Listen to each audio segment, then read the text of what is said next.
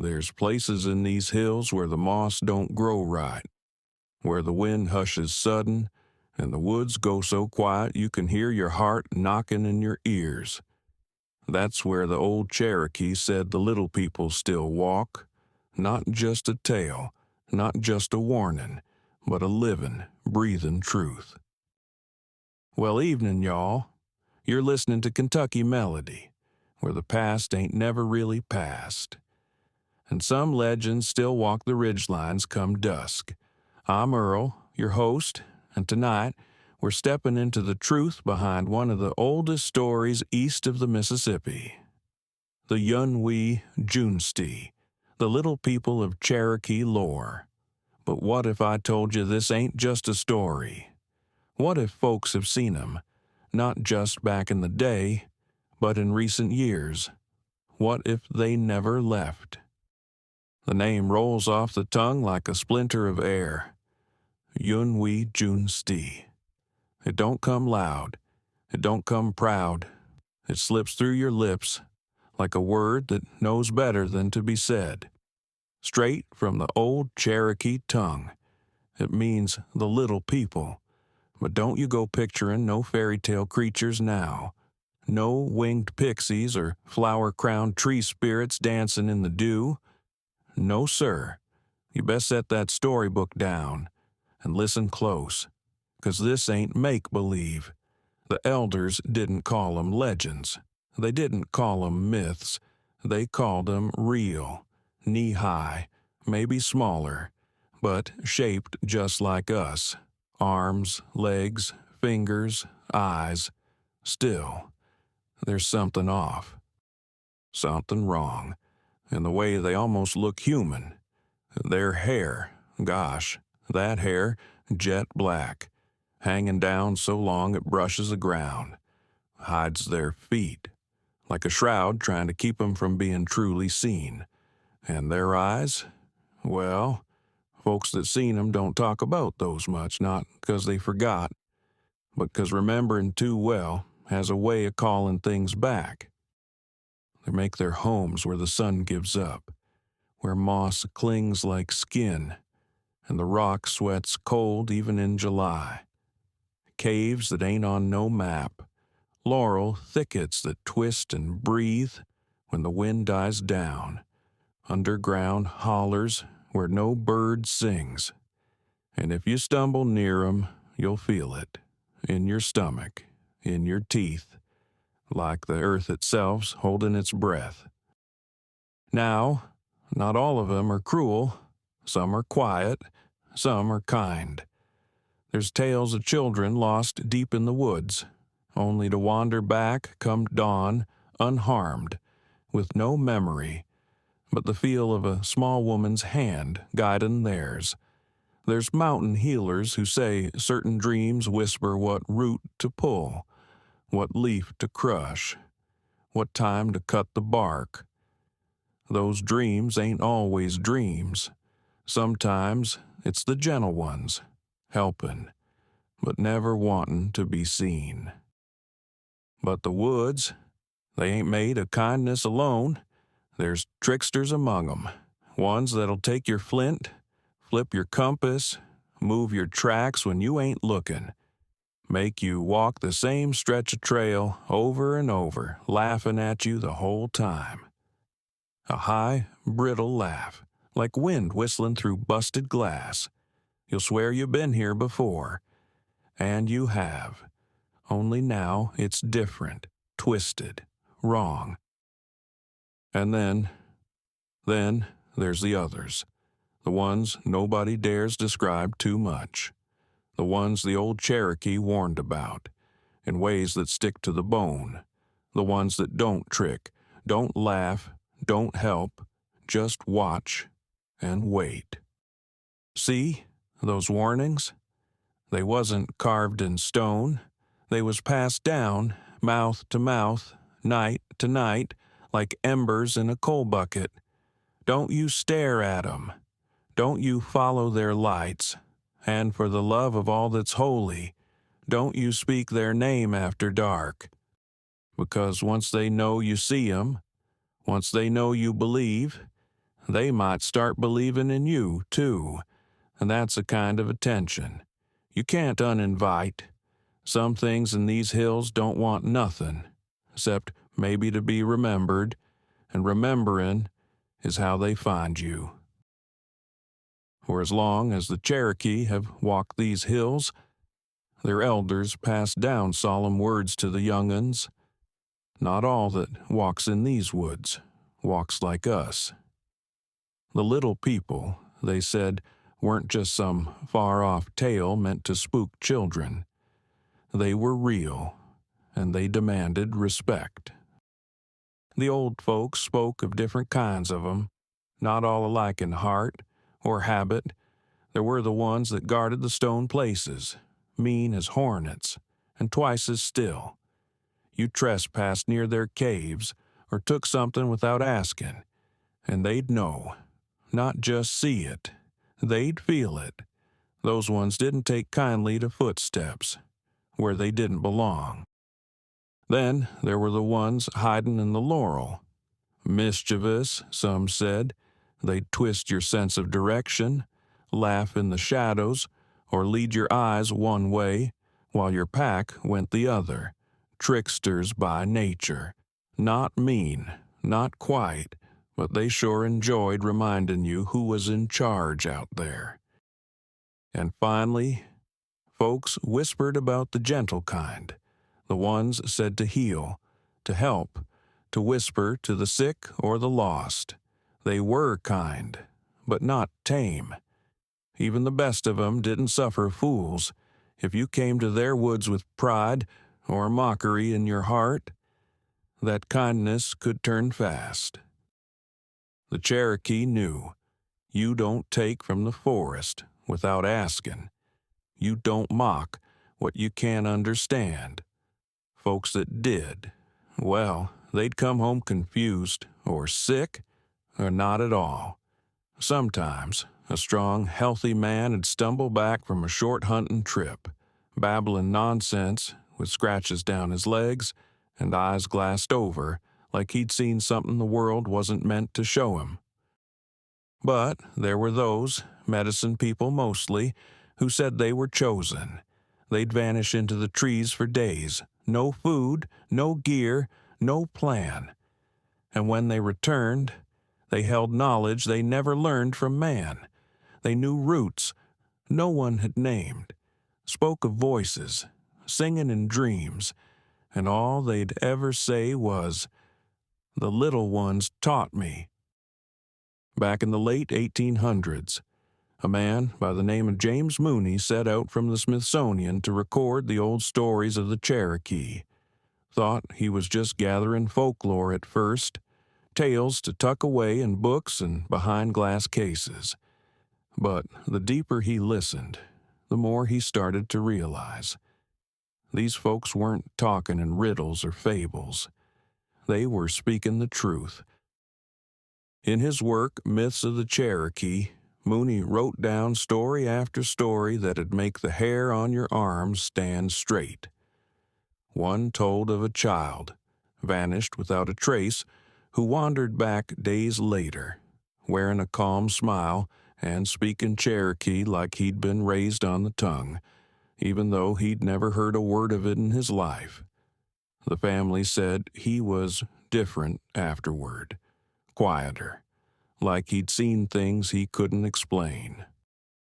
There was another tale from a hunter who followed the sound of distant drums echoing through the hills one moonless night. He came back not with a buck or a turkey, but empty-handed and hollow-eyed, mumbling strange words and blind in one eye. Said the light he saw out there wasn't from no fire nor no man.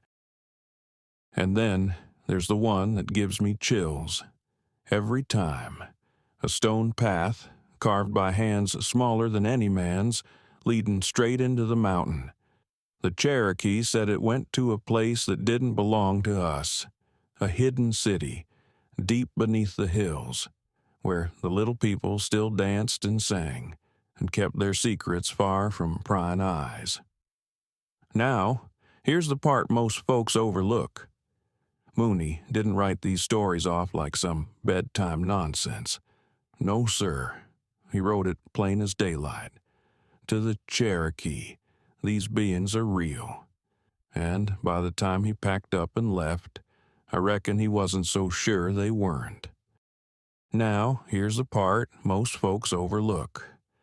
Mooney didn't write these stories off like some bedtime nonsense. No, sir. He wrote it plain as daylight. To the Cherokee, these beings are real, and by the time he packed up and left, I reckon he wasn't so sure they weren't. Back in the 1930s, over in Cullowhee, North Carolina, they were laying the groundwork for what had become Western Carolina University. Seemed like just another campus project. Dig the land, lay the concrete, build some new structures for the coming generation. But they found something else instead. Beneath the soil, workers started uncovering strange tunnels, not natural hollers or animal dens, but arched passages, carefully shaped, no taller than a man's waist. The walls were smooth, worn like they'd been used, and used often. You ask folks that were there, or the sons of men who worked that job, and they'll tell you the same thing. They was carved by hands, small ones, like a people that lived under us. And then came the bones. Not rumors, not whispers, tiny skeletons, full sets, with adult teeth, even wisdom teeth in some cases, which meant these weren't no children. They were grown, whatever they were. Some say the skulls were slightly off, too round, too smooth, but that's just from the folks who dared to take a close look before the higher-ups stepped in. The story goes, the site was shut down overnight, the dig rerouted, and them tunnels covered up. Now, if you walk the campus today, there's a couple of dirt mounds that don't seem to belong to any layout. They sit there quiet. No plaques, no paths, just grass and shadow.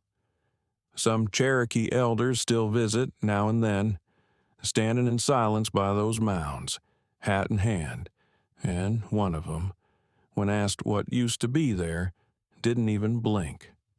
That was their village, he said. They didn't disappear. They just went deeper. Now, here's where things start creeping awful close to home. Right here in the hollers and ridges most of us grew up roaming.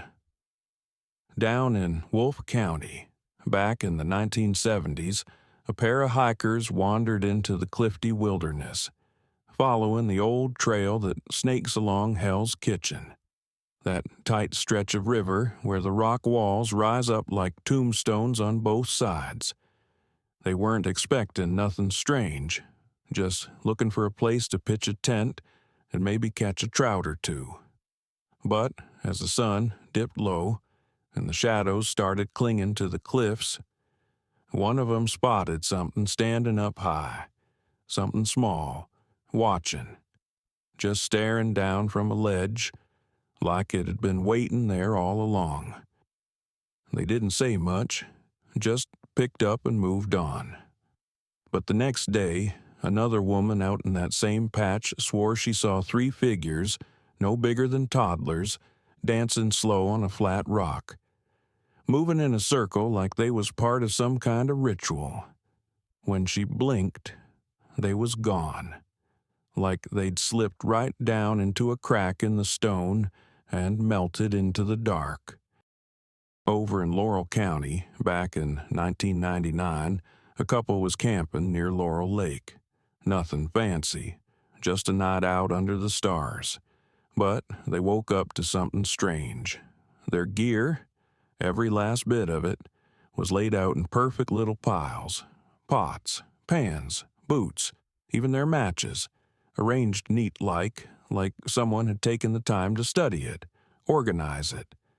But that ain't what got 'em. It was the footprints, tiny, in the mud, dancing around the campfire circle, barefoot. Not a child's, not quite human neither. They left that morning and didn't come back.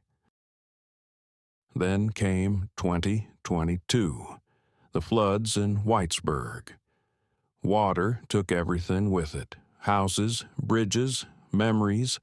But once the rains let up and the mud settled, folks started whispering again. Some said they saw little figures in the early evening, darting along the roadside, crouched low, moving too quick to be kids, too wrong-shaped to be raccoons or dogs. One old-timer put it best. The flood flushed out more than debris, he said. It flushed out what had been hiding beneath us all along. And not too far from there, back in 2015, a ranger patrolling out near Natural Bridge in Slade caught a sound that didn't sit right. Laughter, not loud, not playful, but high-pitched and scattered, like wind rattling through bone pipes. She spun her light through the trees, saw nothing, but her radio went dead, static, hissing. Her skin crawled. She said it felt like something was watching her from all sides. She left the woods early that night and never walked that trail alone again. And here's what might just chill your bones a little more. The Cherokee ain't the only ones telling stories like this, not by a long shot. All across this country, from the misty cypress swamps of the deep south to the pine-thick trails up near the Great Lakes, tribes have whispered of small spirit folk that live just outside the edges of our world, always watching, always hiding, always waiting for folks to either show respect or step wrong. The Choctaw down in Mississippi talked about the Bo-Poli, strange little men that had lurked near campfires testing your heart, peeking at your soul when you thought you was alone. They say if you was honest, humble, and good, you'd be left in peace. But if you was boastful or cruel, you'd wake up with something missing, your voice, your memory, maybe even your sanity. The Creek and Seminole folks, not too far off from us, spoke in hushed tones about a breed of wild little ones that had lived near the sacred groves. Playful, sure, but dangerous if you crossed 'em. Folks who mocked 'em or disrespected the woods came back confused, or not at all. And if they did make it home, they weren't quite the same no more, like their soul got scuffed up in the dark. Way out west, the Hopi told of the ant people, strange, quiet folk who, in the old times, saved humanity from destruction. When the world was burning or flooding, they took the Hopi people underground, gave 'em shelter, food, and songs to carry forward. When the surface was safe again, the ant people sent 'em back up, wiser than before. Some say the Hopi still leave gifts in certain caves to thank 'em, just in case they're still listening. Even the Chickasaw tell tales of children who vanished into the woods for days, only to return with strange knowledge, hands that could heal burns, eyes that saw sickness before it came. They never remembered who taught 'em, only that they weren't alone out there. So it don't matter where you're from, Georgia clay or Arizona red rock, these stories rise up the same way. Little folk in hidden places, watching, waiting, judging. Makes you wonder, don't it? Maybe these stories ain't separate after all. Maybe they're just echoes of the same truth, passed along from tribe to tribe, campfire to campfire. The truth that there's something out there in the woods, older than any of us, and not quite gone. Even now, even in these times of high-speed roads and satellite maps, the old ways ain't been forgotten. You'll still find Cherokee elders setting a pinch of tobacco by a spring, or leaving a hunk of sweet bread at the base of a tree. right where the trail begins to turn wild. Not out of habit, not for show, but out of respect. They say the little people are still there. Maybe not watching with eyes like ours, but feeling the shift of every footfall, listening to the tone of every word spoken in their woods. Just 'cause you can't see 'em, one old man said, don't mean they ain't there. He wasn't smiling when he said it either. He was looking straight into the trees like he was expecting something to blink back at him. And another elder, quiet fella, slow to speak but sharp as frost, put it even plainer. They remember what was done to this land, and they remember who showed 'em respect. So, next time you find yourself deep in the hills, far from signal, far from sound, and the world around you goes real still, step soft, speak kind, and leave a little something behind. 'Cause you ain't the only one walking those woods. If this story gave you goosebumps, go on and hit that like button, and don't forget to subscribe. We're always digging up what others forgot, and uncovering what most folks would rather leave buried. Got your own story about the little people, or a place where the woods feel like they're listening? Drop it in the comments below, or send it over to us at KentuckyMelody.com. Just mind yourself, and don't speak their name after dark. We'll see y'all next time, right here where the haints still whisper on Kentucky Melody.